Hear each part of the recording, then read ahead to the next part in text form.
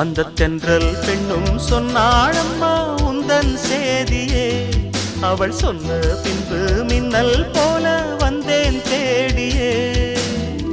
என்னை நீ தொட்டவுடன் என்னவோ பொன்னுதையா, முற்றுகை இட்டவுடன் சிற்றிடை தின்னுதையா.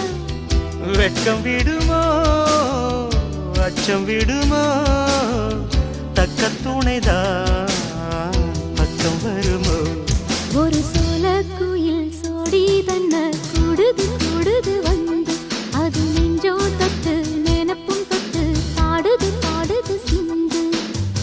கிட்ட வருமோ ஒட்ட வருமோ.